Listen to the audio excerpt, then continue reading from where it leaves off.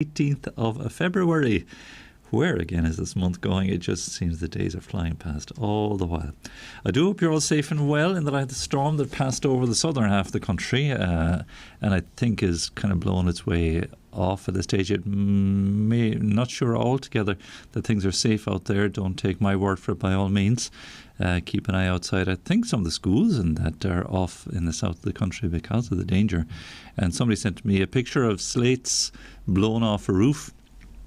And man, glad that nobody was in the way of those. Slates land on you, that's not a happy circumstance by any means. So no doubt there's roof repairs and trees and things to be cleared and all these other dangerous things. That's why it's as well to stay indoors or to stay at least out of harm's way until the wind dies down a little bit. So it's that time of year, of course, the transition between the seasons when we would expect storms. I was reading online there, it's hitting England, I think, pretty hard, or meant to be hitting there quite hard, and they're comparing it with the storm of 1987. And I remember that one, October 1987, again changing season time. I was living in England at the time. I just remember the train service just came to a grinding halt.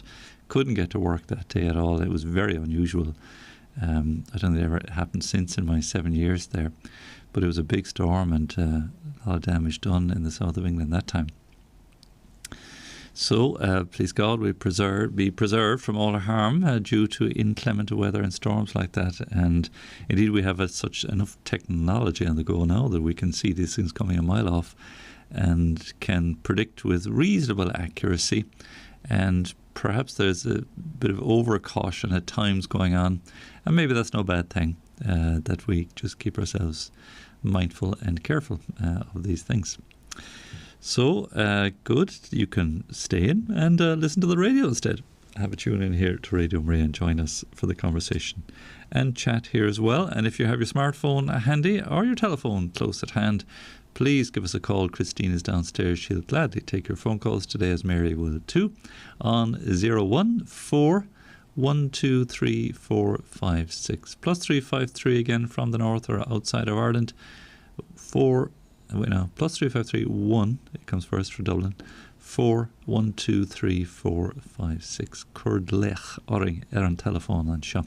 If you want to text in and WhatsApp in as well, or rivfusht, is it, email, you can text and WhatsApp on the mobile number that we use for that, 089 467 2000. 089 467 2000. Again, a plus 353 from the north or outside the country. 89 467 2000. Drop us a line at Radio Maria Ireland, St. Anthony's Business Park, Ballymount Road, Dublin 22. We do love to hear from you. D22 or 7W2. Or 7W2, that's the air code as well. info@radiomaria.ie if you would like to email us too. So 18th of February today, reminder that today is the local celebration feast of St. Berahert. St. Berahert was an ancient saint, I think of the Augustinian order. There's a ruin of an Augustinian monastery there in a little village called Tullylease, which is up in the northwest corner there of Cork County on the border with Limerick, next door to Drumculliher. And a curious parish, I ministered there for a number of years, lovely place, lovely part of the country. And a curious parish in that to go from Milford to Tullylease, which is the same parish, you have to pass through another parish. The way the border kind of dips around, you have to drive through Limerick to go from Cork into Limerick and back into Cork to get to Tullylease.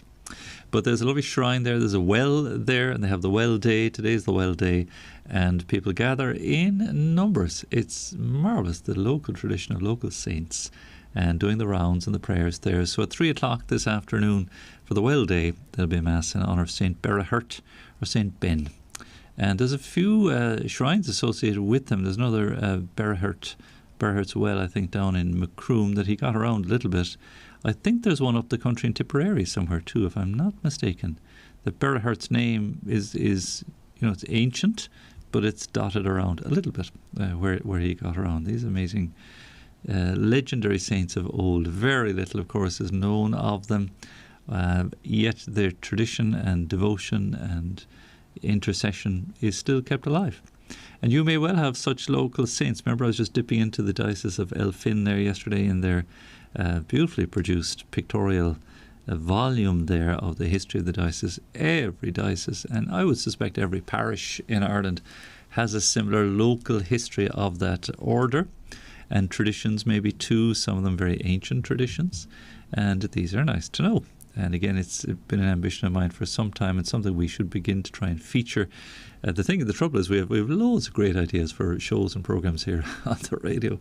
It's getting the resources and the time to sit down and formulate and put them together, and then to bring on air the various people that we might contact with a view to sharing those stories. So if you're one of those who likes a little bit of local history and has a tale to tell, get in touch with us. It mightn't come to air immediately, but it's something that indeed we would consider and formulate and put together by way of sharing the incredible depth of our history and our heritage there. So St. Berahurt's, well day today at 3 o'clock there in Tullylease. It is in Tullylease. I think there was a question came into the Chatechesis there yesterday. Where is it now? Yeah, Vincent was asking there on Facebook, and just thought-provoking. How can the faith be just beneath the surface for those who've been away from the sacraments for many years? The sacramentalized who have not been evangelized. Fabulous, great question, Vincent. Thanks for sharing that on Facebook here with us. It's just a little point or an argument I make, suggesting that the faith is beneath the surface. And you've kind of answered the question, at least this is my own little spin on things, Vincent, there, that because they have been sacramentalized, the faith is there, it's rooted, it has a hold, it's present. Those who've been baptized, made their first confession, first communion, confirmation, at least in primary school, I know they would have received a certain amount of formation. However, that might have unfolded at home or in the parish. Again, that can vary, obviously. It just depends on circumstances too. But for the most part, my experience certainly in schools has been very, very positive, and schools have been very good to teachers. Have been excellent, really, to supply for that need to form children at primary school level, at least in the way of the sacraments. And so this is why I believe, and again, there's a kind of wider formation that goes on in a subtler way, and it's not direct evangelization, which is correct, Vincent. That's a fair point too, but that it's in the culture, it's in our makeup. Even if it is that the faith is ridiculed or the church is attacked or it hits the headlines for the wrong reasons, in a way it's highlighting that there is something here. And some of those headlines indeed justified if it is that there are scandalous things that need to be accounted for.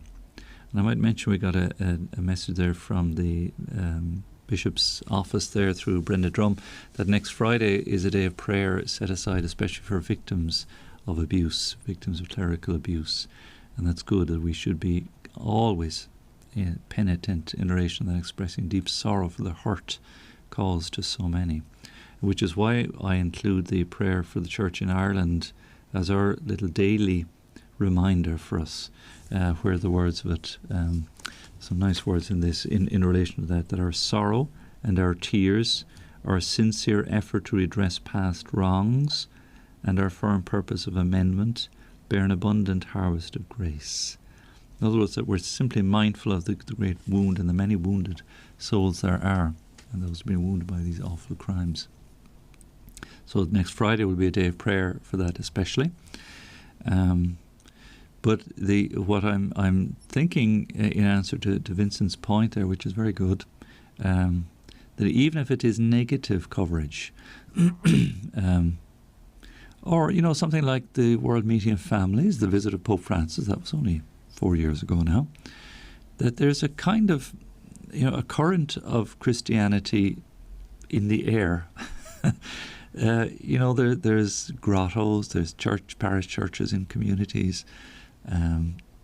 Again, like that, funerals and weddings, excuse me, so well attended that there is a kind of sensitivity to, at least to the afterlife and the idea of faith. It's not altogether cast away or put down. There is a certain openness. And that my experience, again, visiting homes, knocking on doors, Legion work, making contact with people, is that it's rare enough. It's rare enough when people are really angry or opposed. And they may well have good reason for being in some way indisposed to faith in the church and hard to blame or even accuse or find fault there at all.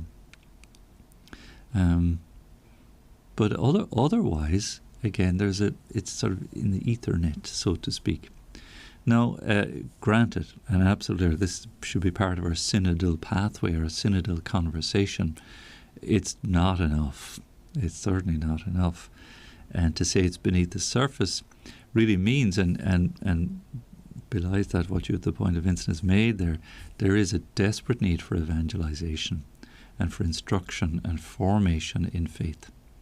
And again, my hope is that here on Radio Maria Ireland, we're at least doing a little towards that end and offering something by way of at least a conversational approach to look, think again, hear again, listen again. Maybe there's something here. Maybe there's a truth here. Maybe there's something that goes beyond the superficialities of this world and this life.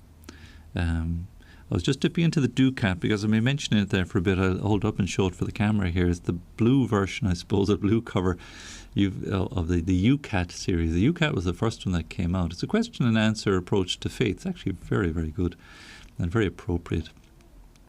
And Ducat just says, what to do, how are we to live our faith? And like that, I was just dipping in and saying, well, what kind of questions could I touch on here? And just as I was mentioning there, the question of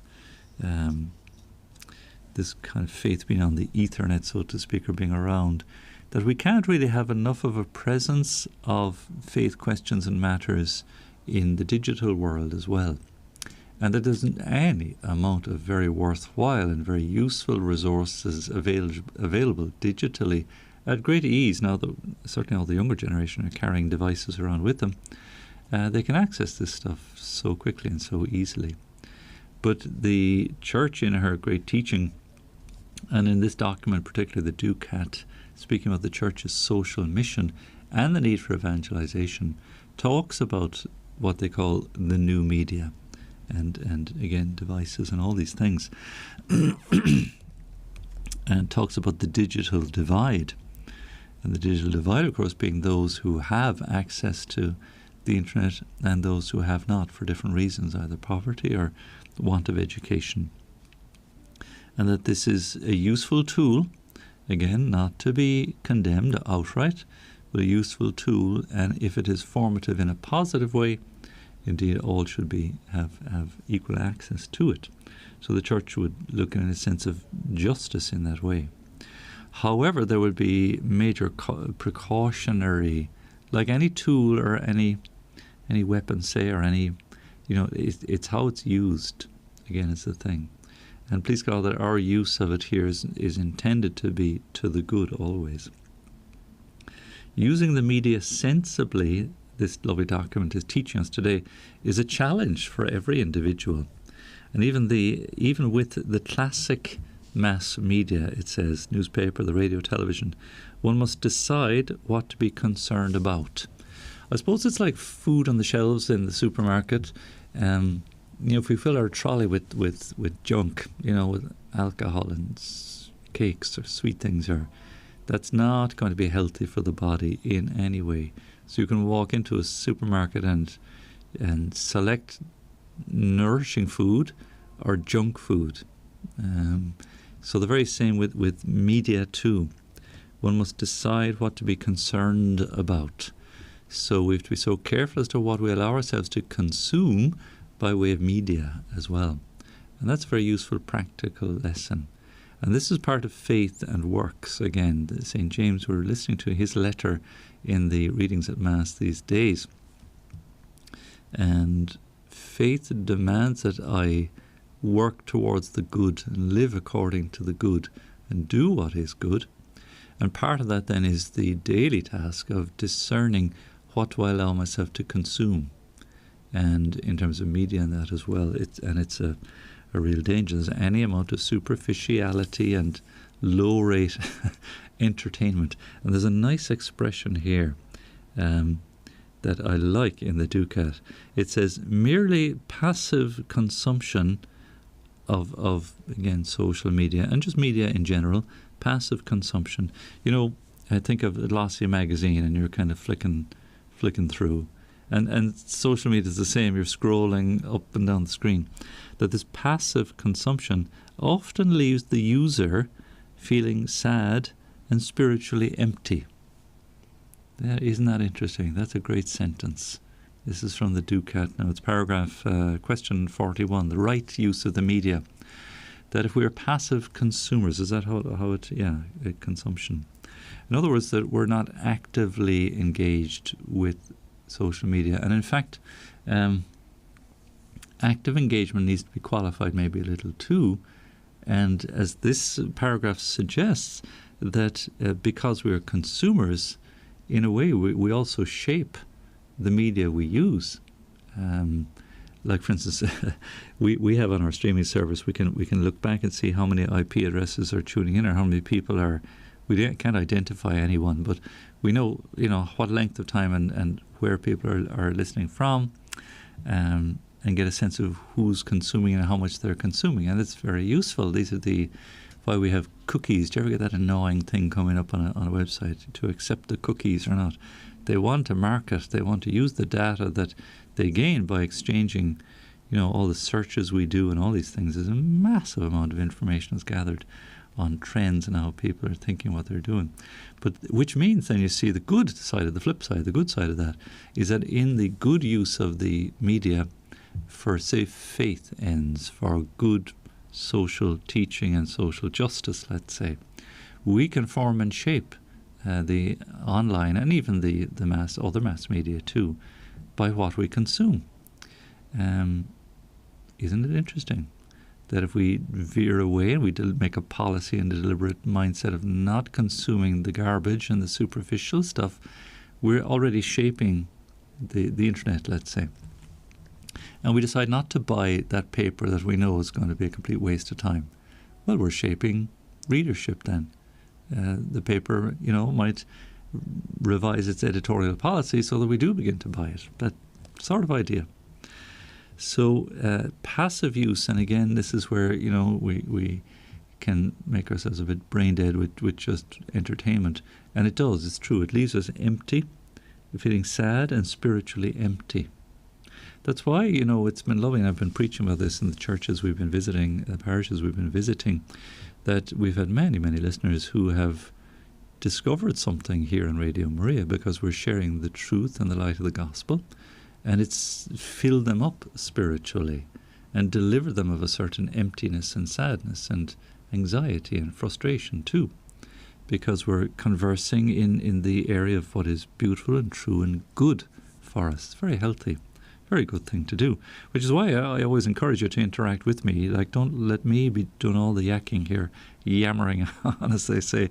Let it be a conversation. So Vincent, you started something there nicely with your comment on Facebook, and that's good, you see, because to think that through a little bit, that's a very useful interaction with social media, because others will be looking on, others will be flicking through, and they'll read those very useful and insightful and challenging comments or questions, and good. That's again. So what this little passage here, paragraph 41, then says that one if we take a level of responsibility for it and to use the media in a disciplined way, it can become enriching. So for the digital media now, it says there's a new level of responsibility added in for us. See, with the newspaper, well, you can write a letter to the editor, I suppose, if it gets published. But with social media, every click and every touch, all these things matter. And so we are, in a sense, more active, and therefore we can be more responsible for the shape of media.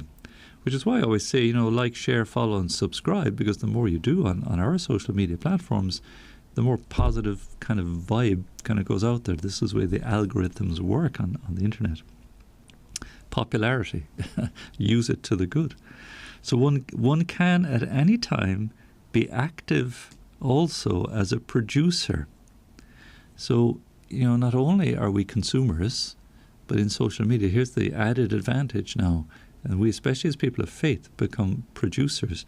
So we can like or comment, this is from the Ducat, on something, or else post a message, a blog entry, a video, or a photo online. And again, share, like, follow, subscribe. So we become actively engaged with the media. And you just simply cannot have enough of this online to draw people into such conversations and such content that will build them up in faith. And that in its own way is evangelization. It's a little remote, perhaps a little bit disconnected. It's not personal in the same way. I mean, so it is interpersonal, but the way when you're meeting somebody face to face, it's a whole different encounter and a different exchange.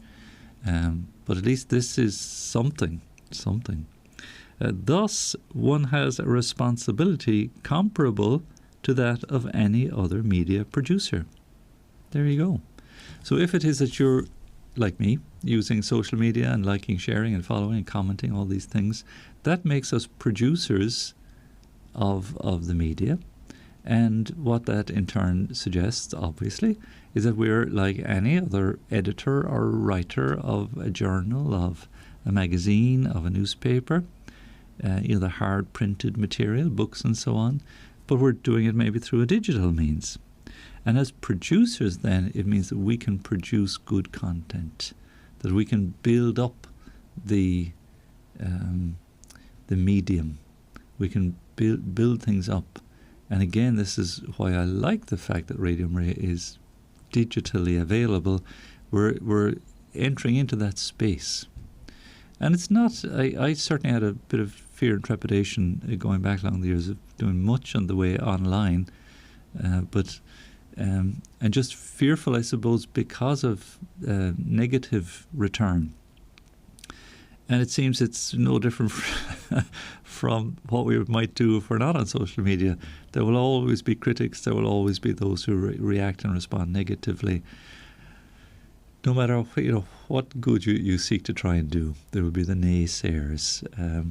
But they're a small number, and in a way they're to be empathized with, because who knows what hurt or what difficulty or what misunderstanding is there, and maybe how in their own mind they might well be justified. It might be unfair, it might be harsh, some of it is downright uncalled for. Yet obviously there's something going on. The kind of angry and negative reactions can sometimes be a cry for help. That the reason they're responding so negatively is that there's a hurt or there's a wound or there's something that needs to be addressed. And we can look on it very charitably in that way. But some of these forums, some of these, like Twitter, and some of these people can really, and the comment sections of some of these are very telling. And it's sad when people, again, become producers like that, but negative producers. It tells its own story. And again, we just have to be careful how we consume that kind of material, and can we contribute something positive maybe instead. So that's a great answer to that question of social media and the digital divide, but how we as consumers have a responsibility to be mindful of what we consume, how we educate the young, the youth in particular, who are very malleable in the use of all this media, and how also we can become very actively positively engaged with it to the good. Very interesting. So that's a little bit from the Ducat. So faith and works, you see, it just begs that question for us that St. James has put to us in the reading this morning, that it's not enough just to have faith, to believe. I think, therefore I am, said Descartes, kind of the philosophical approach, that believing and behaviour go together. It was Fulton Sheen, you see, Venerable Fulton Sheen now, he had a lovely expression, and I think it was, unless you behave the way you believe, you come to believe the way you behave. So again, this is faith and practice. This is believing and doing. It's a little catchy one that's worth remembering. Unless you behave the way you believe. So in other words, our faith should somehow animate what we do. Faith and works, again, that are the works we do and the good we seek to do, growing in self-denial, in selflessness, in, again, self-sacrificing love for others after the model of Christ.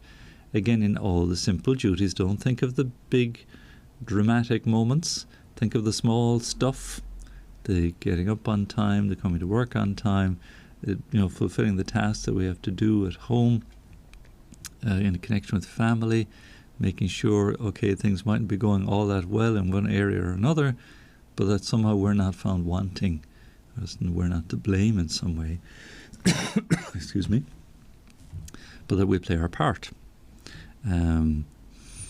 There's kind of the works, there's the behaviour. So if my faith can at least animate in some way my behaviour, that I grow in patience, in gentleness, in tolerance, in, again, consideration for others, and that's a daily, you know well yourself, that's a daily task. So unless I behave the way I believe, okay, that's the first half, I come to believe the way I behave. So if my behaviour is errant in some way, I'm intolerant, I'm wanting, impatience, road rage, don't know, add a litany to that, lazy, and maybe the 7 deadly sins: pride, anger, envy, lust, greed, gluttony, sloth. If I find myself drifting off in that way, lacking in self-discipline and self-control, then I can quickly come to believe in that way. I become, like, here's for instance, if I just simply drift away from the practice of going to Mass on Sunday, just miss it one Sunday, sure, it was grand. And I missed it last week, I might as well miss it. I'll go at Christmas if I get around to it. And so I become to believe the way I behave, that you don't really need to go to Sunday Mass. Why should you bother? And why are all these holy Joes? They're all hypocrites. They're all going anyway. And I develop a rationale. I develop a way of thinking that fits my way of behaviour. In other words, I reconstruct my faith, whatever's there, into the way I live. Not a good thing. Not a good thing.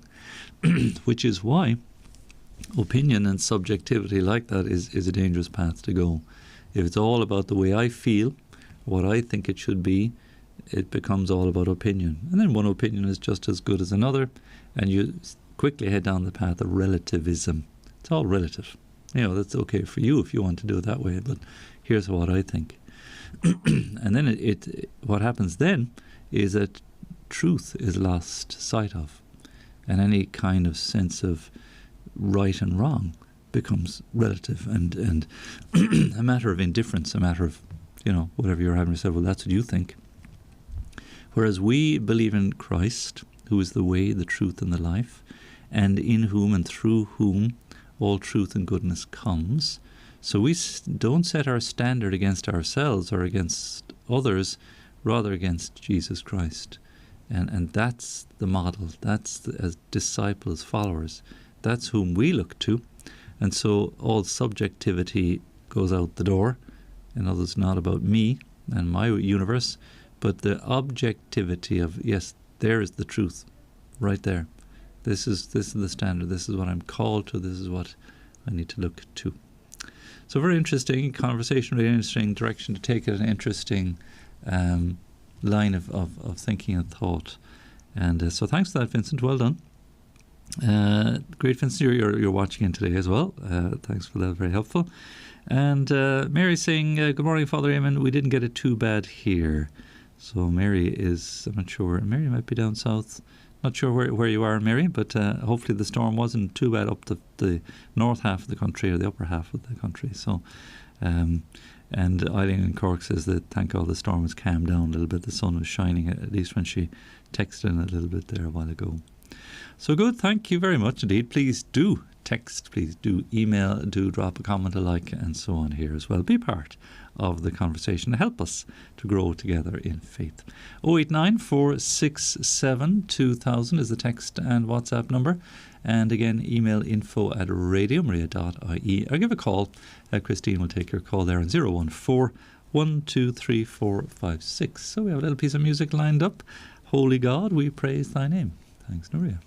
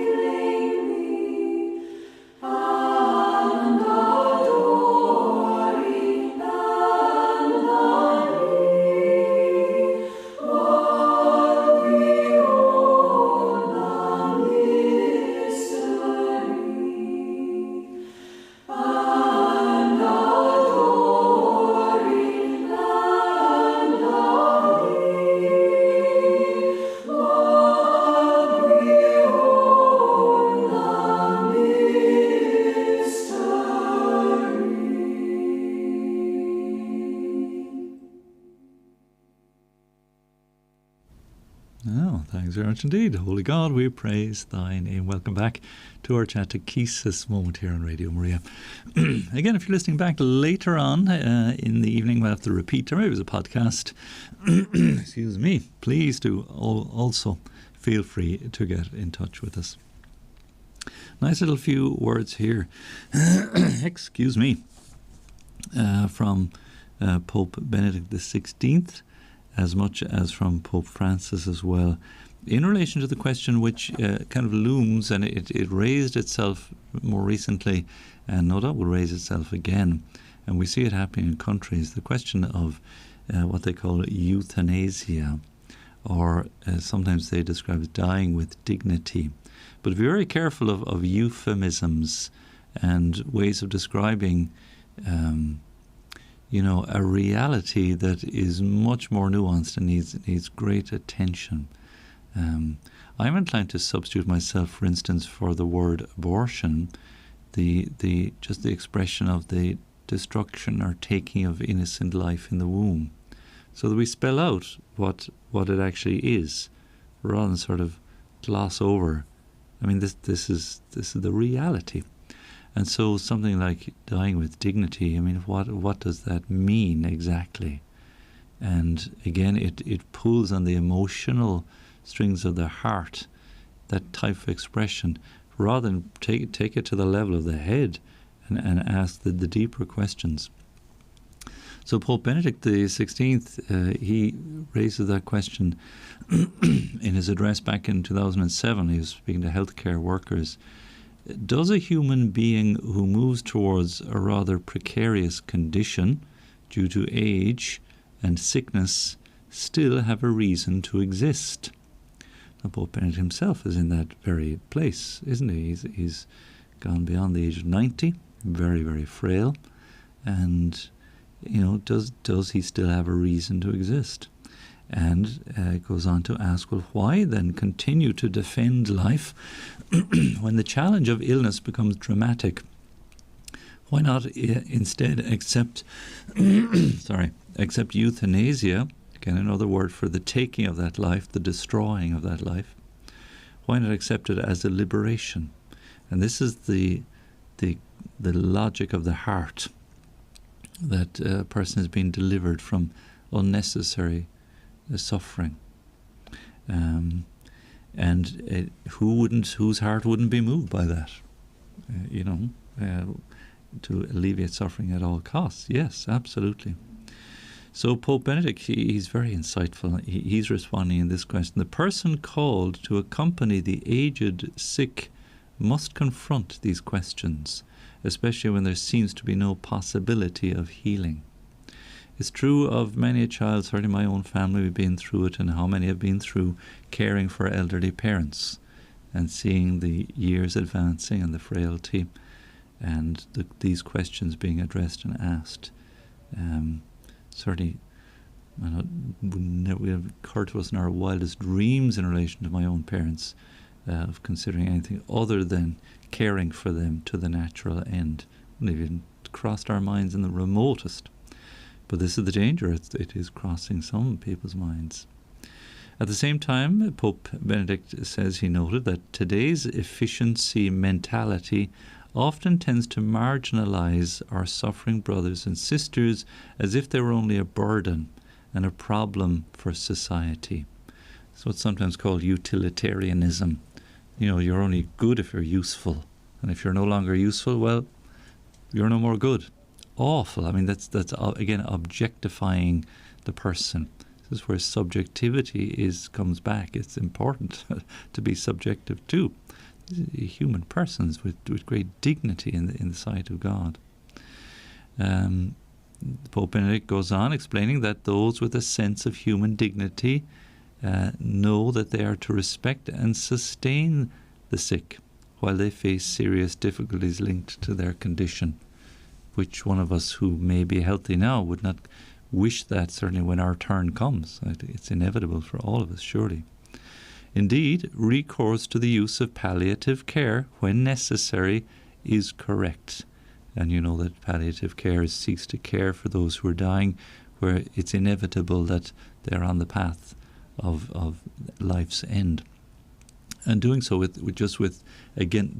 dignity. That's authentic dying with dignity, where the person's rights and their subjectivity and their person is carefully respected and safeguarded.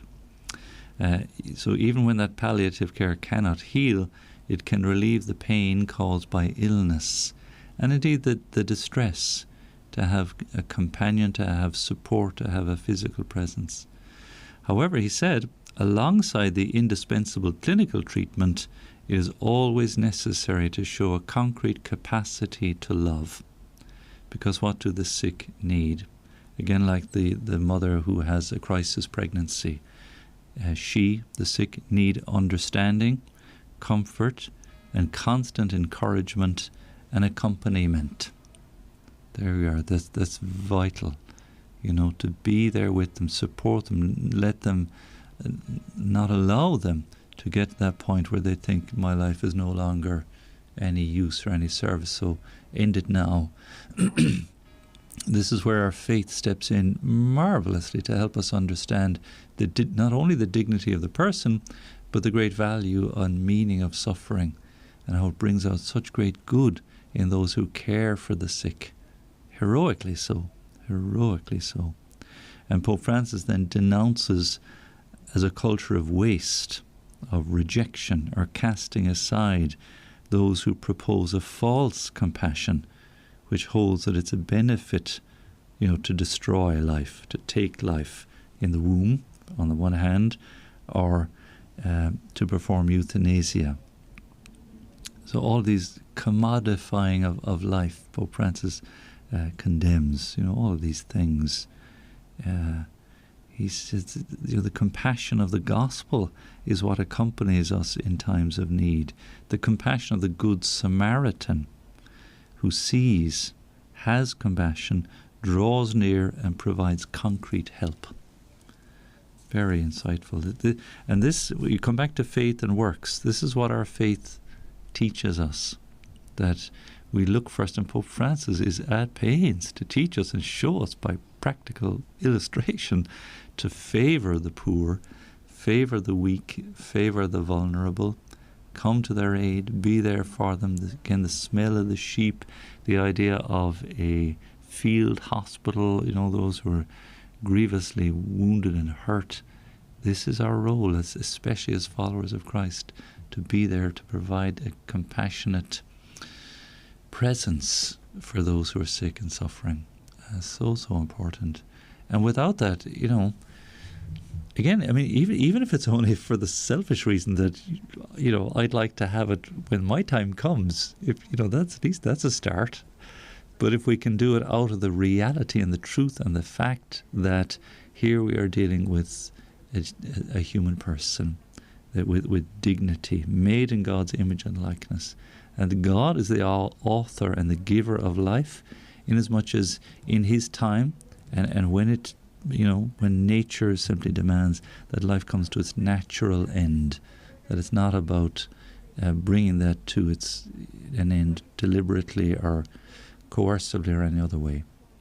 So we'll come back to that discussion more and more as well too, and I'm glad just to bring that up and share those few little thoughts with you as well. It's so important that our faith teaches us these things about the dignity of the human person. Now, thank you for being with me today for our morning Chatechesis. Great to have your company, and do please stay with us. We'll pause now and we'll pray together our Angelus and our midday prayer.